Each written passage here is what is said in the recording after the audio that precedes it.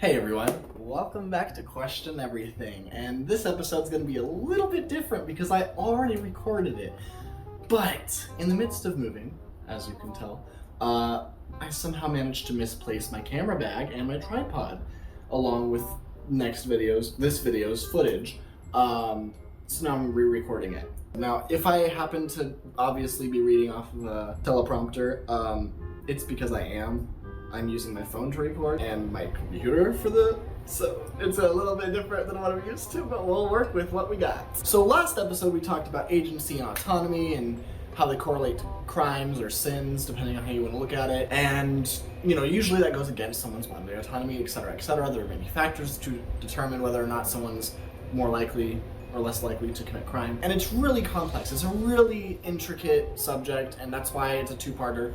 But I want to kind of go into the hypocrisy that we see in modern day society, in this country specifically, since I live in America. But yes, without further ado, I honestly don't have a question for this one. It's just, America, explain. Why? That's my question, okay? Let's get on into this video. Question everything, question everything, question everything, question everything. Why? It's ironic that America is based on a group of white immigrants from Europe who wrote the Declaration of Independence and the Constitution, but we're also racist misogynists who slaughtered and exploited Native Americans.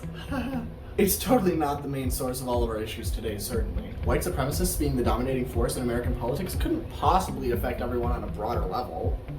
Right? Let's put on our critical thinking caps and consider that if white supremacists founded a country and dominated BIPOC, that shows they were clearly racist and definitely incorporated that into the important documents that we're familiar with today. Another example is that women won the right to vote on August 18, 1920, which was 1.5 centuries after America was founded. It doesn't look like they were super open to letting women have equal rights back then either. So if mainly cis hetero white men were in control when the country was founded, and women, BIPOC, and LGBTQ people didn't get to contribute to the very foundations of their country, who do you think is on the bottom of the pyramid versus the top? Because after all, that's what hierarchy and power, domination, control, all that stuff, it's pyramid. To better visualize this, let's imagine that life is a race. So in a race, you have the track, the runners, and the spectators. The track and rules were created to the people on top of that pyramid, and they set the entry fee, and the runners pay to simply enter. That doesn't guarantee the win, however, because you have to run to cross the finish line. And we're all racing to earn a spot on that placing pyramid. And if you win, you get your basic needs met, maybe. Not guaranteed, it's maybe. We're conditioned to always be running or speed walking at best. And if you stop to catch your breath, you're lazy, or don't work hard enough, or don't want it enough. You can't run everywhere all the time or else you'll collapse from exhaustion.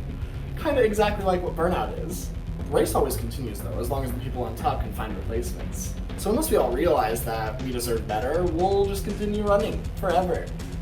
Is that what life is? Just a race? Like we're all supposed to run in circles? If you stop to look at just what is happening here, it is clear who it's benefiting. The world isn't a giant racetrack, and that's not the only way and definitely not the best way to do things. So why are we all doing this? Just endlessly running in circles, hoping that we get our basic needs met. It's very often a focus on others rather than the self when it pertains to judgment or contribution. Gotta be the hardest worker, gotta get to the top of the pyramid. Well, what if they do this? They're not doing that. I'm not pulling their slack.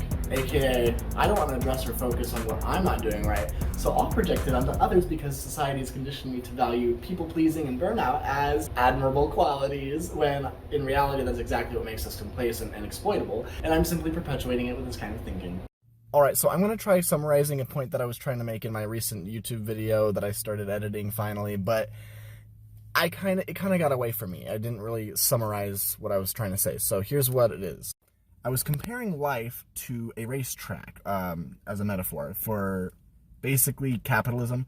Now, what I was saying was that the spectators, or the people in charge of the race who made the race, are going to be on the top, right? They're placing their bets, they're making money off of the race going on. They're not having to do the work and run and jump over the hurdles, which I also didn't mention. Someone who's privileged doesn't need to worry about jumping over those hurdles and can just have a straight shot towards the finish line.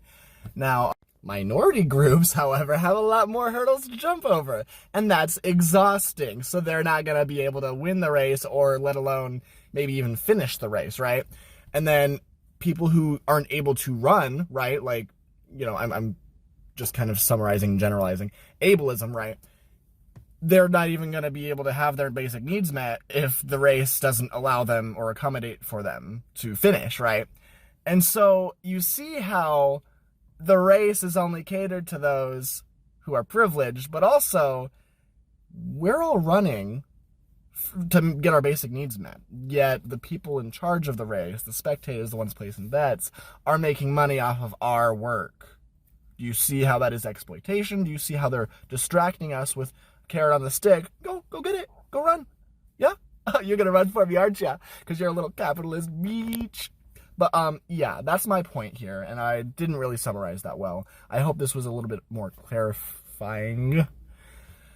But yeah, I hope that was a little bit more digestible. Again, it was a metaphor, so obviously people are gonna be like, apples and oranges aren't the same. And I'm like, well, if you get my point, then you don't need to worry about all the differences. So, yeah. Thank you for your time. Don't forget to question everything.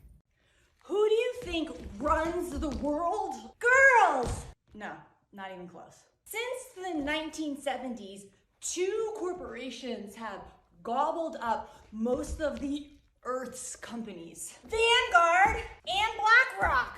And you might be like, Tony, that's ridiculous. I go to stores all the time and I see competing brands everywhere.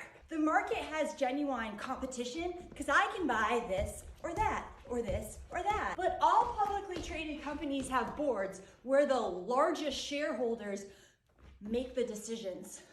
So when we investigate who are the largest shareholders of all these companies, the same 2 companies keep coming up. Vanguard and BlackRock. These 2 mega corporations own all the smaller corporations, so we have a monopoly inside of a monopoly. Vanguard and BlackRock own Coke and they own Pepsi. They own Apple and they own Android, i.e. Microsoft. They own American Airlines, they own Delta. They own oil and they own solar. They own eBay and they own Amazon and they own the car companies and the pharmaceutical companies and the tobacco companies, the food companies, the clothing companies, the insurance companies, the banks, the banks, the banks, the banks, the banks, the banks, the banks, the banks. No matter what industry, the top shareholders are the ones making the decisions. Call me a dingleberry, but if you own all the competing companies in the free market, then I don't think the market is all that free. But who are they? The CEO and founder of BlackRock is Larry Fink, but then BlackRock has a board. The largest shareholder is Vanguard. And who's in Vanguard, you might wonder? Nobody knows! Yeah, I guess it's just private information. Probably the richest families on the planet, like the DuPonts, the Rockefellers, the Rothschilds, the Bushes. Bush. And P.S., if the division of companies is an illusion, then what does that say about the division of nations? Rich people don't need passports when they travel on their private jets. Borders are meaningless to the elite except as a tool of nationalism to pit us against each other. And we all know corporate dollars go into politics, and if all those corporations are owned by the same people, that means both political parties are definitely owned by the same people. So how do we stop it? Well, I actually have the answer. All we gotta do is...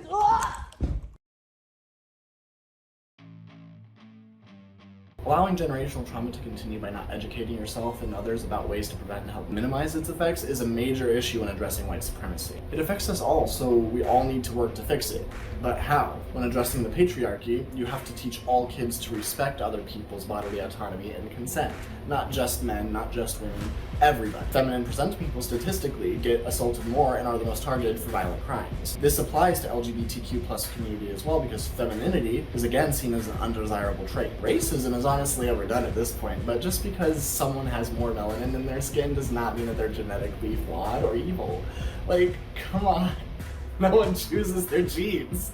Plus the hypocrisy in the sentiment of xenophobia in America. Y'all, like, this country was founded by white immigrants. Immigrants meaning human beings who have moved from one place to another. Do you not hear how idiotic that sounds when it's, like, addressed towards other nationalities? Like, don't even get me started on ableism. Some people really think that just because you weren't born like a typical human, whatever that is, you shouldn't be allowed the same opportunities and are prejudiced against someone's capabilities before even giving them a chance. I'm sorry.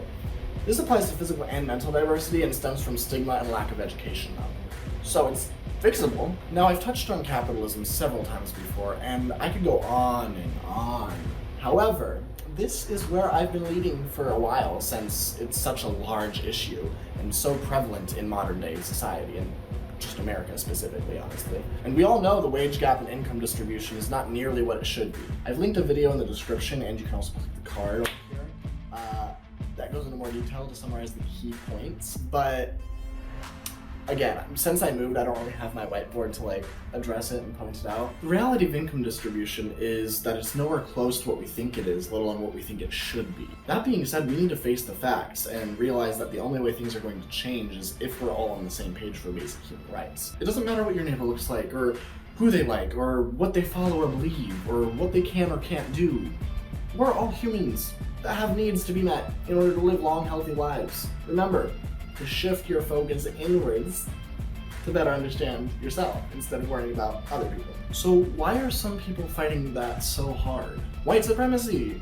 Have you not been listening this whole time? Honestly, my least favorite part about humanity is that some people just don't have empathy and lack any kind of compassion, which is my part of the theory that they hold the power currently and have been for ages.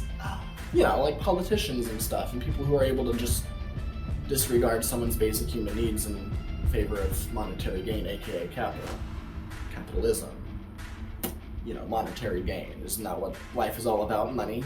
No, because capitalism has only existed for like 2 centuries. Wait, that means humans have done things differently in the past. Wait a second, that means we can do it differently now. And clearly it's not benefiting anyone currently. Well, benefiting anyone being the majority of the population. Unless you're, again, rich, or white, or straight, or man. Interesting how that works out. Anyway, that was all for today's video. I hope you enjoyed. It was kind of a little off, because it's been a minute since I've done a video, and I've been kind of distraught over losing my camera. If you want, I can leave a link to my, like, I don't even know, fucking send me money to buy a new camera.